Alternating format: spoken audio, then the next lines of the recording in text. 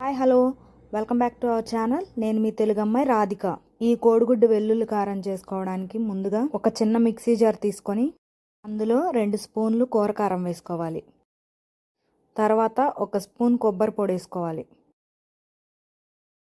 Next మీ టేస్ట్కి సరిపడా ఉప్పు, నేనైతే 1 స్పూన్ వేస్తున్నా, మీరు మీ టేస్ట్కి సరిపోయినంత వేసుకోండి. నెక్స్ట్ ఒక 2 టేబుల్ స్పూన్స్ పుట్నాల పప్పు, నెక్స్ట్ 1/2 స్పూన్ అంతా ధనియాల పొడి, వేయించి మిక్సీ పట్టుకున్న ధనియాల పొడి నా దగ్గర ఆల్రెడీ ఉంది. కొంచెం అంత వేస్తే టేస్ట్ చాలా బాగుంటుంది. అసలైన మన మెయిన్ ఇంగ్రీడియంట్ వెల్లుల్లిపాయలు. నా దగ్గర పెద్దది ఉన్నాయి కాబట్టి నేను 4 రెబ్బలు వేస్తున్నా. మీ దగ్గర అవైలబుల్గా ఉన్న దాన్ని బట్టి ఒక పాయ మొత్తం వేసినా కూడా చాలా బాగుంటుంది. వీటి మొత్తాన్ని మెత్తగా గ్రైండ్ చేసేసుకోవాలి. నాకైతే ఈ టెక్స్చర్లో ఇష్టం. కొంతమంది కచ్చా పచ్చగా ఇష్టపడతారు, అది మీ ఇష్టాన్ని బట్టి మీరు గ్రైండ్ చేసుకోండి. నెక్స్ట్ స్టవ్ మీద ప్యాన్ పెట్టి ఒక 3 టేబుల్ స్పూన్ ఆయిల్ వేసుకొని శనగ నూనె వేస్తే ఇంకా చాలా బాగుంటుంది. నా దగ్గర శనగ నూనె అవైలబుల్గా లేదు కాబట్టి నేను సన్ఫ్లవర్ ఆయిల్ వేస్తున్నా. నూనె కాగిన తర్వాత మనం ముందుగా ఉడకబెట్టుకొని తొక్క తీసుకున్నటువంటి గుడ్లు వేసుకోవాలి.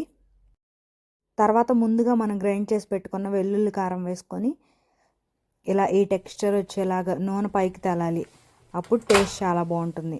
ఇలా కారం వేసుకోగానే స్టవ్ ఆఫ్ చేయండి, ఎందుకంటే కారం కదా ఊరిని అడుగంటేసిద్ది, టేస్ట్ పాడైపోయిద్ది.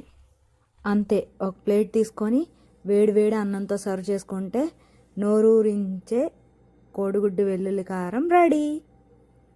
నోరు ఊరిపోతుంది నాకు. ఇలా గుడ్డు తుంపుకొని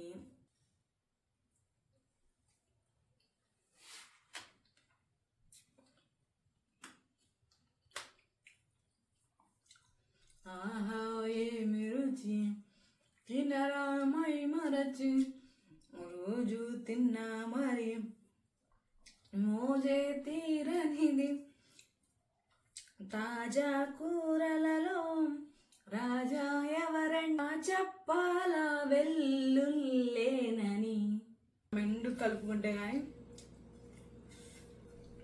తిన్నట్టుండగా.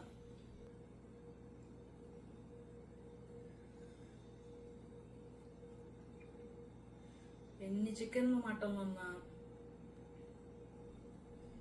ఈ వెల్లుల్లి కారం తర్వాతే ఏదైనా.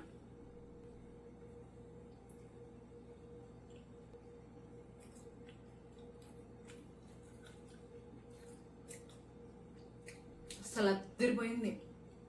అందంటే కడుపులు నొప్పి వచ్చింది అని తిడతాడు.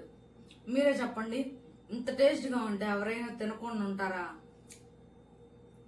నేను ఇంకలా తింటూనే ఉంటాను, కానీ ఫినిష్ చేసేలోపు మీరు చేసుకోండి.